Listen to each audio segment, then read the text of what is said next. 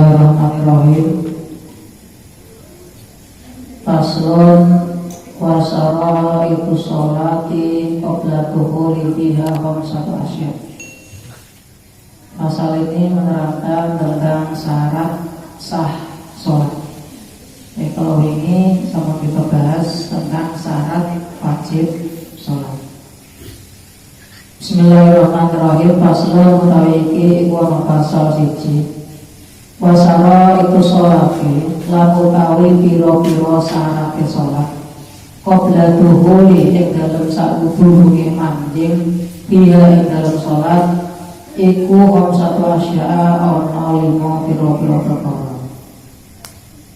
Syarat-syarat sholat sebelum masuk sholat atau sebelum melaksanakan sholat niku wonten gangsal perkara. Wasurutu jam'u syartin wa lughatun al-alamatu wa sa'at ma tawaqqafa sihatu sholati alaihi wa laisa juz'un minha. Jadi surut kata syara'it atau kata surut itu adalah bentuk jamak dari lafaz syarat. Syarat sendiri ditinjau dari segi lughat atau makna bahasa adalah al-alamah atau tanda. Sedangkan syarat menurut syarat atau istilah adalah sesuatu yang menjadikan sahnya sholat. Walaysa juz'un minha, tetapi sesuatu tersebut tidak dari bagian sholat. Itu namanya syarat. Kalau dikatakan syarat sah sholat, umpama syarat sah itu orang terpenuhi, ya sholat bisa saja terlaksana, tapi orang sah. Jadi saya ulang lagi, syarat adalah syarat sah sholat adalah sesuatu yang menjadikan sholat menjadi sah, tetapi tidak dalam tidak bagian dari sholat itu sendiri. Artinya sebelum sholat kita harus terpenuhi syarat-syarat tersebut, yaitu ada 5. Wa kharaja bihadzal qayd ar-ruknu fa innahu juz'un minas sholat. Dikecualikan dengan qayd ini, batasan ini adalah ar-ruknu atau rukun, karena rukun juga sama menjadikannya sahnya sholat, tetapi kalau rukun itu juz'un minas sholat, bagian dari sholat. Sama-sama menjadikan sholat menjadi sah. Kalau syarat itu di luar sholat, tapi kalau rukun itu adalah ya prosesi sholat itu sendiri. Jadi sholat rukun yang tidak terpenuhi merasa sholat kok syaratnya sebelum sholat tidak terpenuhi juga tidak sah. Itu bedanya. Asyurul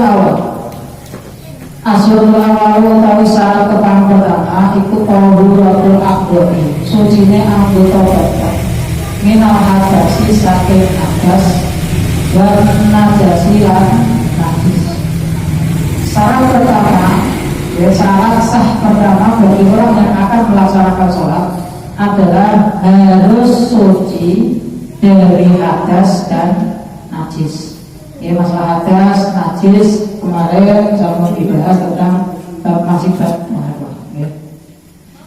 Nah, hadas ini bisa juga al-asgharu wal akbar indal qudrati.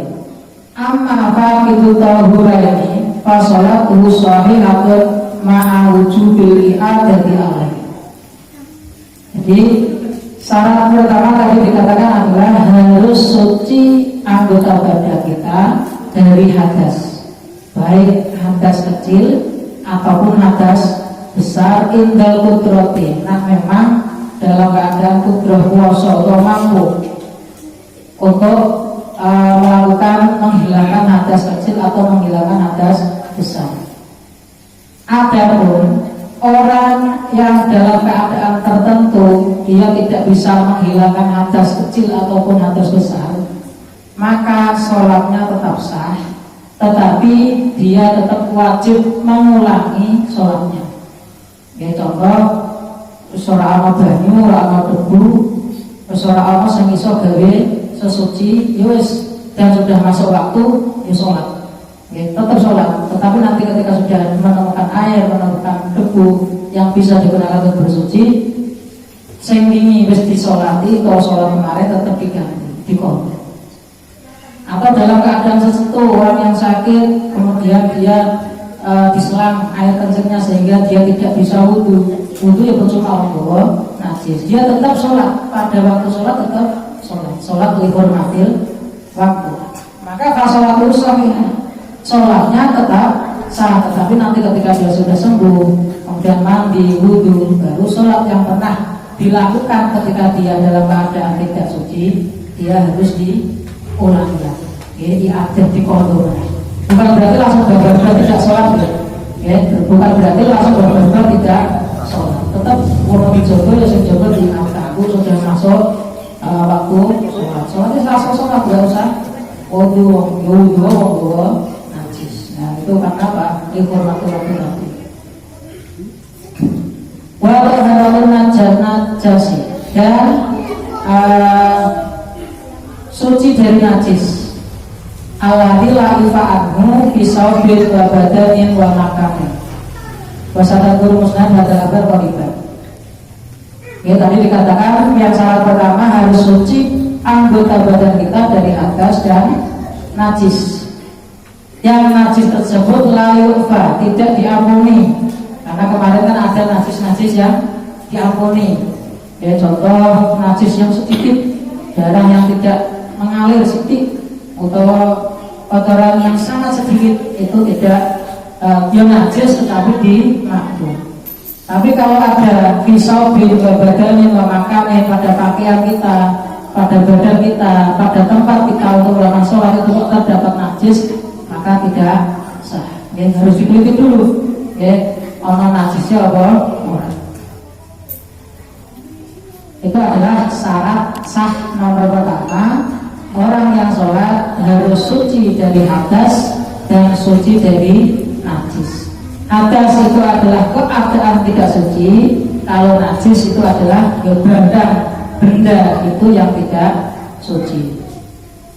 Wasani lan utawi nomor loro iku satru aurati nutupi aurat. Bilibasin lawan pakaian tohirin kang suci. Syarat yang kedua, syarat sah yang kedua adalah harus menutup aurat indal kudrati, walau karena sah sujak qalian awidul mati. Syarat yang kedua adalah menutup aurat ketika kita mampu untuk menutup aurat, karena memang ada dalam keadaan tertentu orang itu bisa saja tidak bisa menutup aurat. Memang beda-beda seperti pakaian atau adalah pakaiannya itu najis semua sehingga ketika dia mencucinya akan hilang waktu sholatnya. Maka itu ada keadaan tertentu.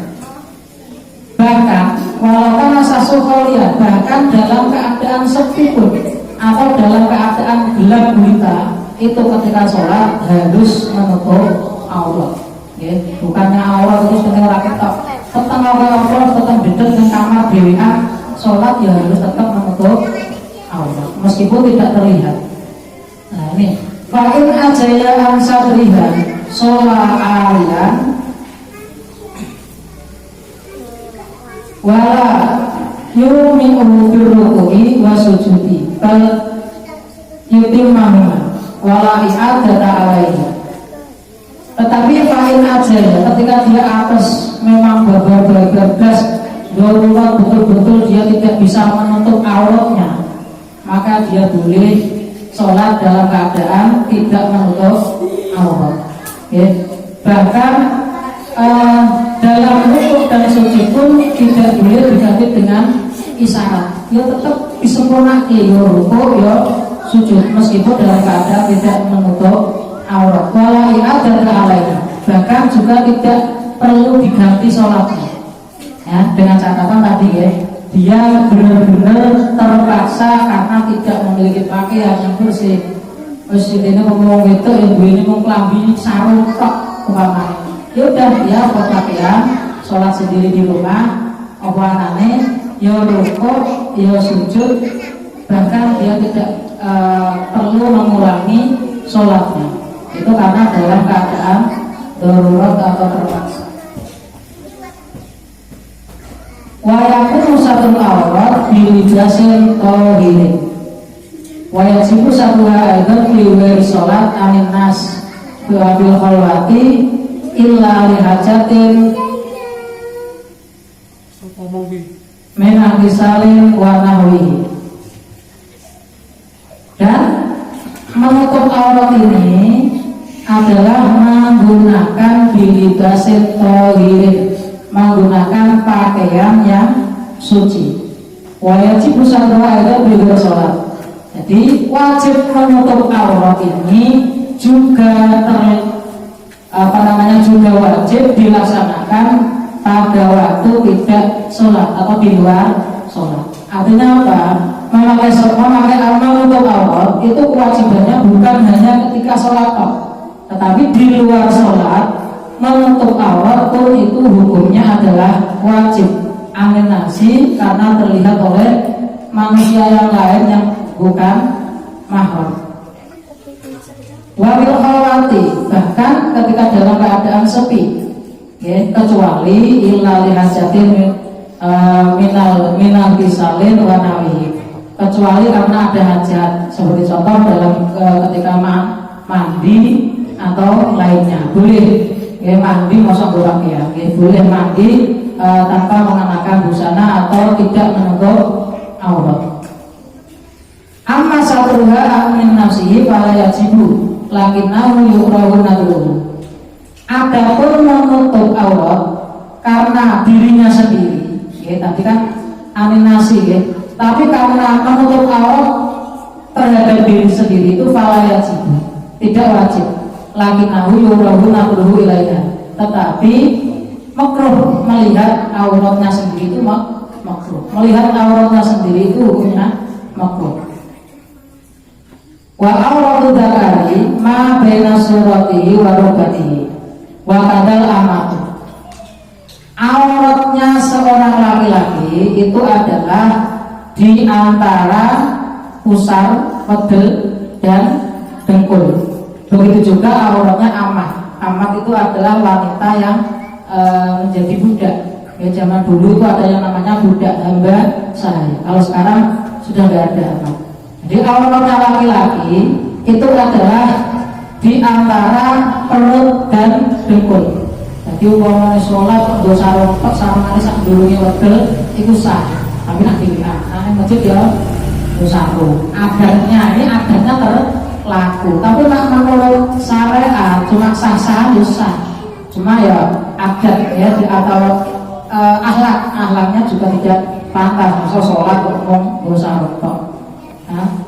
Utawa memang dalam keadaan terpaksa darurat menggunakan ya sarung tok kuwi.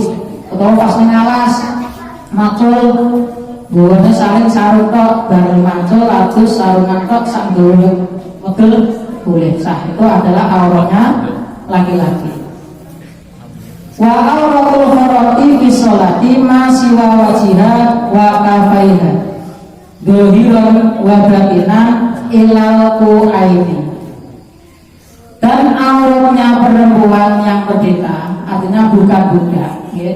Auratnya seorang perempuan yang merdeka, bukan budak, di dalam sholat ini adalah seluruh badan kecuali wajahnya dan telapak tangannya, dhahiran wa batinan, baik yang dalam ataupun yang luar, ilal qu'aini sampai ugel-ugel, ya, sampai ugel-ugel.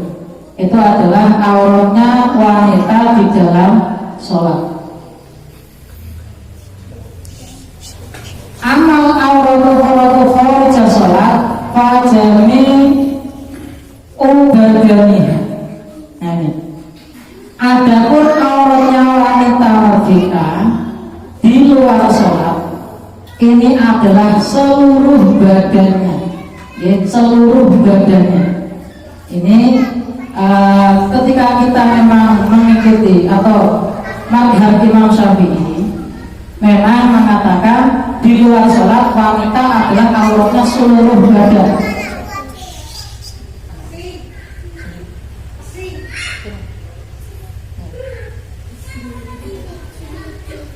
Saya Syafi'i, ketika melihat di sini, maka menurut mazhabnya Imam Syafi'i adalah auratnya seorang perempuan di luar sholat ini adalah seluruh badannya. Maka dalam hari ini ya kudu nggawa cadar. Tapi kenapa ulama-ulama Indonesia, terutama ulama-ulama besar, pondok pesantren sesepuh, para kiai, istrinya, anaknya tidak memakai cadar? Ini karena memang dalam tahapan ini, bab ini, mereka lebih menggunakan mazhabnya Imam Hanafi. Dalam bab aurat ini, ulama-ulama Indonesia pada umumnya ini adalah lebih memakai mazhabnya Imam Hanafi, yang mengatakan bahwa mazhabnya Imam Hanafi, auratnya di luar sholat adalah seluruh badan kecuali muka dan telapak tangan. Bahkan telapak kaki pun itu kalau menurut mazhabnya Imam Hanafi adalah bukan termasuk aurat. Nah, ini yang dipilih oleh ulama-ulama Indonesia umumnya, khususnya bahkan ulama dunia lebih memilih ketika dalam hal aurat adalah memakai mazhabnya Imam Hanafi. Tapi meskipun demikian, muridnya Imam Syafi'i atau yang mengikuti Imam Syafi'i itu ada yang berpendapat, ya seperti dalam kitab dalam Imam Nawawi berpendapat bahwa auratnya tetap sama ketika dalam sholat. Jadi kecuali wajah dan telapak tangan. Oke, maka dari itu ada memang pendapat yang mengatakan berarti cadar atau niqab atau penutup muka itu hukumnya wajib. Ada yang mengatakan sunnah. Bahkan ada yang mengatakan di dalam suatu daerah itu termasuk khilaful aula, yang bukan utama. Itu utamanya ya tidak memakai cadar. Jadi kalau dalam bab ini memang menurut mazhab Imam Syafi'i, sebagian mazhab Imam Syafi'i, karena memang sebagian yang lain mazhab Imam Syafi'i pun mengatakan kecuali wajah dan telapak tangan. Tetapi kalau memang menurut mazhab Imam Syafi'i adalah seluruh badan di luar sholat. Tetapi kalau di dalam sholat kecuali wajah dan telapak tangan. Nah, kalau yang kita pakai di sini ya tetap ya memakai jilbab, memakai ini penutup rambut sampai leher, yang terbuka minimal adalah muka, tangan, telapak tangan dan kaki, telapak kaki itu masih dalam tataran yang diperbolehkan. Ya, kita dalam kali ini kita sesuai dengan saya mengikuti daunnya, menukil dari daunnya Gus Latibah adalah kita mayoritas ulama Indonesia mengikuti mazhabnya Imam Hanafi dalam bab menutup aurat.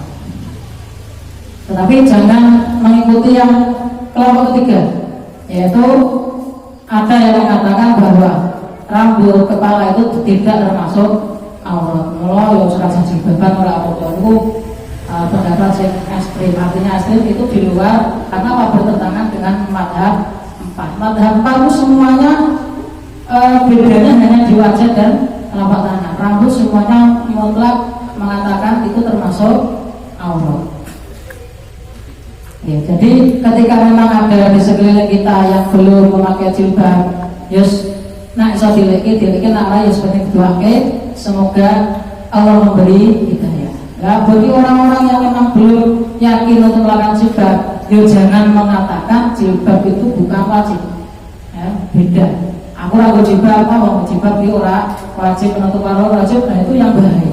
Tapi ketika dia memang masih orang yang jilbab, tapi dia masih punya keinginan atau keyakinan bahwa menutup aurat itu wajib, itu lambat laun insya Allah tetap akan mendapatkan hidayah. Tetapi nak mengatakan jilbab atau menutup aurat itu tidak wajib, itulah yang bahaya di situ. Nah, saya lanjutkan oleh wa auratul hadil khawati kadzakari, dan auratnya wanita yang merdeka di dalam khalwat atau di dalam perseti itu adalah sebagaimana auratnya laki-laki. Turun ngomah, ngomah di WA, itu boleh saja copot, yang penting murah udah, bahina surah wal itu tetap tertutup. Ya, karena aurat di sini adalah pada intinya ada ketika yang terlihat oleh orang lain itu. Nah, wal auratu lugatan an-naqsu wa tutlaku sayyun sahabat wa tutlaku sa'an alama yajibu satruhu wa huwa al-muraduhuna. Aurat adalah secara lugat itu adalah perkara yang kurang. Perkara yang kurang itu jenisnya aurat. Nah, sedangkan aurat dalam makna syarak adalah sesuatu yang wajib ditutup. Sesuatu yang wajib ditutup. Wawal muraduna, dan itu adalah murad atau yang dikehendaki pada bab ini.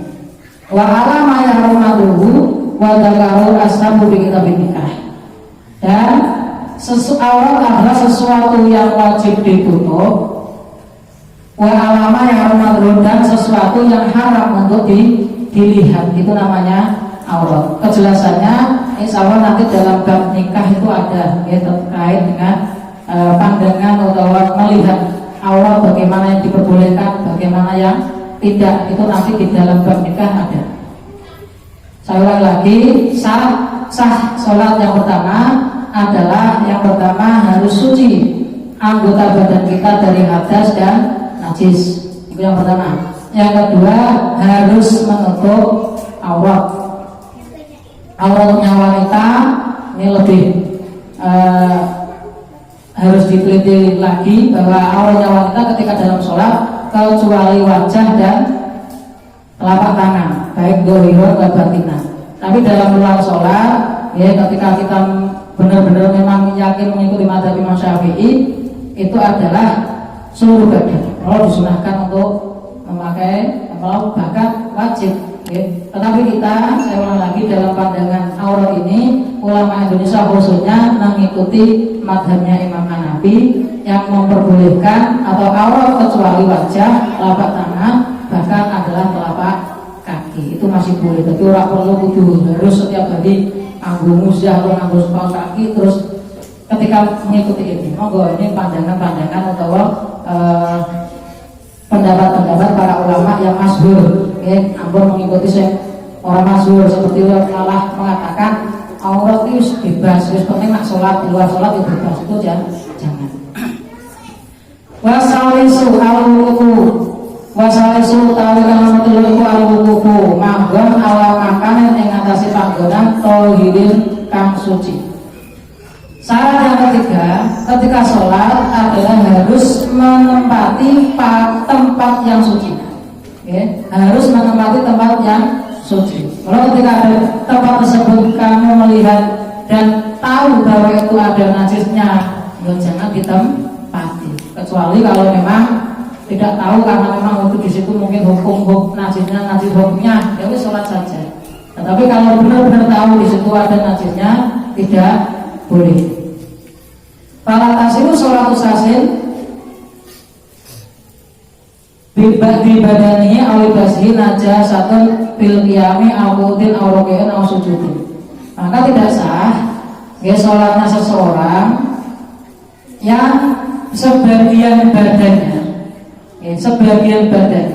atau sebagian pakaiannya itu menempel atau terkena najis, baik dalam keadaan duduk berdiri atau dalam keadaan duduk atau pas ketika rukuk atau pas ketika sujud, itu ada anggota badan kita atau pakaian kita yang kena najis atau nempel karo najis. Ya, dulu pernah saya sampaikan kalau nak bisa duwe anak balita yang bisa nganggo pampers, ya umpama saya nganggo pampers itu dia kan bawa najis. Ya, sebisa mungkin aja sampai dia nyentuh atau malah melu gendong numpak, ya melu numpak. Nah itu kode karo dia nggawa najis, ya tidak boleh. Jangan beranggapan bahwa biar kanjeng Nabi boleh kok. Kanjeng Nabi pernah ketika sholat putune ya Sanusi itu numpaki. Yang diperbolehkan bukan numpakinya, tetapi saya tidak berbolehkan bukan numpakinya, tetapi saya tidak berbolehkan adalah najisnya. Tapi ketika dulu zaman Nabi, insya Allah Hasan Husain dalam keadaan suci. Mujiman bin orang so, terus nak memang muyo ya ketok nyoto, nak memang najis ya kita nyata. Nah saya kan gue pempers, ya kita itu resik, tapi padahal itu menggendol najis. Yang warrobiu tawi kang rakaat iku al ilmu ngawruhi biduhul wakti kelawan mlebune waktu. Syarat yang keempat ini kita harus mengetahui bahwa ketika mau sholat sudah benar-benar masuk waktu sholat. Ya, sudah benar-benar mengetahui bahwa ini sudah masuk waktu sholat. Audonatuhu li bil ijtihadi, atau kita menyangka bahwa ini sudah masuk waktu sholat dengan dalam istihad. Jadi ngomong jenengan nanti kene wis lumrah ono adzan, ono adzan krungu berarti ini wis masuk waktu sholat atau ono jam, miteni jam. Tapi dalam keadaan umpama pas ning alas, iki wis dhuwur apa durung, itu ketika mau sholat harus kita memiliki seperti itu istihad sih. Oh iki biar kayak nak waktunya sholat ini nak wis tergingsir. Oh iki kok matahari udah tergingsir berarti urung waktunya sholat. Itu harus diteliti dulu, diketahui dulu ketika kita mau sholat benar-benar yakin bahwa ini sudah masuk waktu sholat. Orang kok wah iki wis sawat langsung sholat tidak teliti dulu ki gawaris masuk, meskipun benar itu pada waktunya, tetapi ketika dia langsung sholat tidak meneliti dulu ini sudah masuk waktu sholat, maka tidak sah sholatnya. Ya, karena benar-benar al ilmu harus kita mengetahui bahwa sudah masuk waktu sholat. Kalau sholat biwiri dalika lam tasibu sholatuhu, ya wa in shadafa al waqt. Ketika dia tidak melakukan hal tersebut, tidak memiliki keyakinan, tidak memiliki istihad untuk bahwa ini sudah benar-benar waktu masuk waktu sholat, kok langsung sholat, meskipun waktunya tepat, ini sholatnya tidak sah. Ya, contoh neng alas, ora krungu aja, ora krungu apa 12, iki wis awal langsung dia wudu sholat tanpa meneliti sik iki mau ora krungu ada, tanpa meneliti sik iki matahari wis tergelincir apa durung. Ataupun dona harus dona menyangka, oh ini nak wis wayang ini wis waktunya sholat. Nah berarti dia sholat itu baru sah. Tapi kalau tidak, ya sholatnya ora sah meskipun sudah pada waktunya.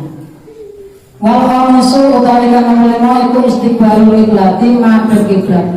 Ayul kabati sumiyan kiblatul ana musalla bi yuqabluha.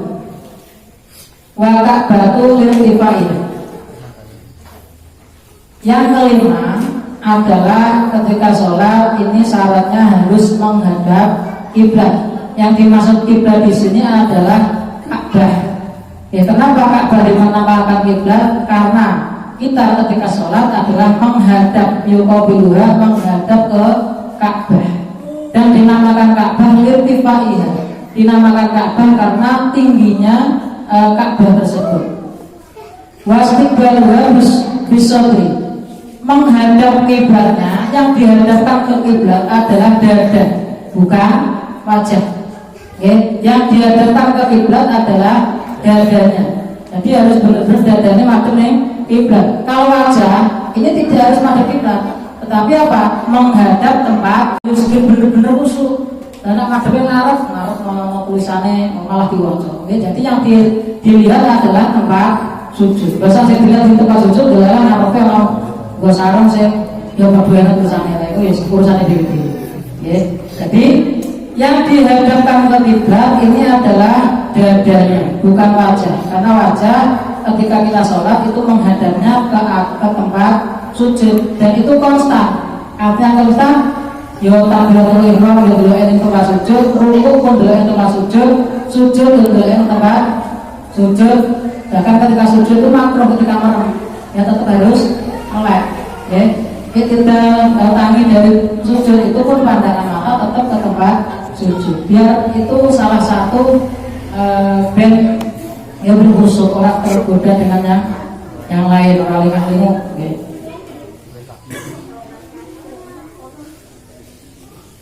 Ya pasti baluha bisa di sarta liman qadaro alaihi. Ya memang ketika memang qadaro alaihi, memang dia mampu dalam keadaan dia bisa melihat atau menghadap ke kiblat.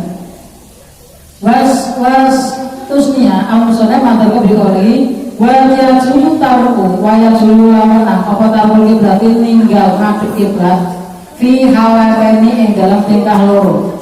visi dari lohofi sing dalam tingkah banget wedi wa nafilati lan ing dalam nalikane sholat sunnah fisafari ing dalam lelungan aurahilati ala rohilati ing atase tunggangan.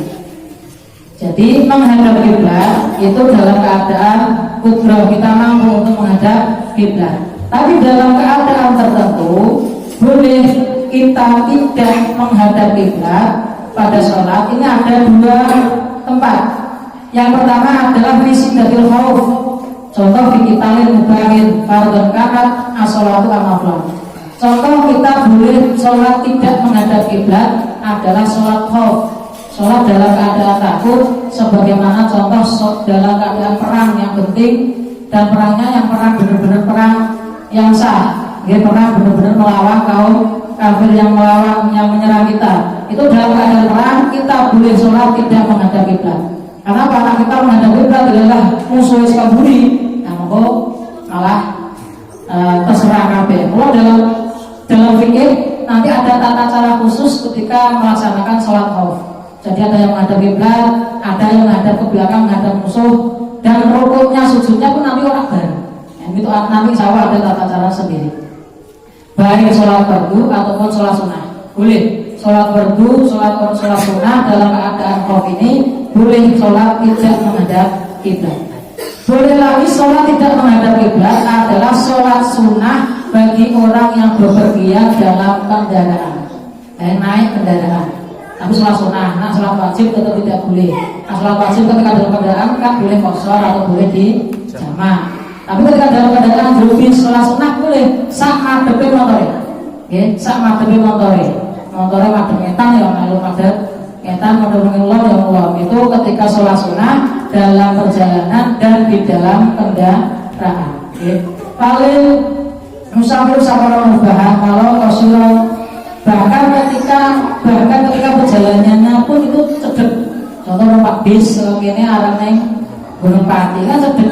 Jadi kan yang wis wudu ning jero bis arah sholat sunnah boleh. Ya sholat duha umpamane boleh. Warok itu orang jibu alaihi wa jabatin ala. Tetapi tata caranya ya, dia tidak wajib ketika rukuk dan ketika sujud orang kudu rukuk sujud. Ada kendaraan bis rukuk yang jual malah sujud. Tetapi ketika rukuk dan sujud itu dengan isyarat. Ketika rukuk segini berarti sujudnya adalah lebih cedek lagi dari rukuk. Itu tata caranya. Masih payahnya rukuk ahu sujudan. Wa yasabaru ibadah bima wa yansi illa fi qiyami wa tasawufi. Nah ini ketika dia musafir, tetapi musafirnya itu adalah jalan. Ya, tadi musafirnya dalam kendaraan. Nah dalam kendaraan dia sholat, rukuk dan sujudnya isyarah. Tetapi ketika musafirnya itu jalan, dia boleh melakukan sholat sunnah berjalan. Tapi ketika rukuk dan sujud dia harus mandek. Ya, dalam rukuk yang mandek, sujud yang mandek. Engkau pas ngadeg macam-macam kan berlaku boleh. Ya. Kemudian ketika tasyahud pun berlaku juga boleh. Tetapi ketika dia rukuk dan sujud harus dalam posisi dia berhenti. Itu tata caranya. Tapi di sini adalah sholat sunnah. Jadi tidak boleh sholat fardu dilakukan dengan tata cara di kendaraan. Nah, ketika di kendaraan kan ada rukhsah lain yaitu bisa jamak atau qashar. Nah, jadi mengatakan syarat sah dari sholat ada 5. Kita pulau balik malih. Intinya syarat sah sholat yang pertama adalah harus suci badan kita dari hadas dan najis. Yang kedua harus menutup aurat. Yang ketiga adalah harus wasalisu al-ruku ala makan tohirin, yaitu bertempat atau pas sholatnya itu adalah di tempat yang suci. Yang keempat mengetahui waktu sholat. Yang kelima adalah menghadap kiblat. Saya tambah lagi dalam kategori menutup aurat Ini saya tekankan atau saya anjurkan untuk wanita terutama ketika memakai rukun, ya, harus bisa memilih rukun, aja sembarangan rukun. Apalagi sekarang ada rukun yang bahannya itu tisu apa ini, yang tipis, ya, kegelan bisa. Nah, parasut tipis kegelan. Ketika dia ngangkat tangan, rukun kalau takut, akhirnya ketok. Itu kan berarti terbuka auratnya. Atau ketika dia sujud kadang ngelamber sehingga dia menutupi tempat sujud. Nah, pakaian menutupi tempat sujud itu tidak boleh. Tapi sajadah kan bukan yang dipakai. Tapi nak pakai yang dipakai kok menutupi tempat sujud itu tidak boleh. Oh, amame ya nganggo kos sing biasa. Ya utawa ya boleh nganggo bulan sing bener-bener tahu kaifiahnya, tahu tata caranya jangan sampai terbuka auratnya. Itu kaitannya dengan aurat. Dan aurat ini dilihat dari samping, ya, tidak harus dilihat sampai di bawah. Jangan dia kan tanggung ya, apa jenenge geladak. Oh, sponsor di ketok itu enggak masalah. Enggak masalah wong di aurat itu ada dari di samping. Maka kita saya selamatkan mungkin dados bapak model kita dan datasnya pengertosan terkait satu aurat. Monggo kita benar-benar hati-hati baik di waktu sholat ataupun di luar sholat. Assalamualaikum warahmatullahi wabarakatuh.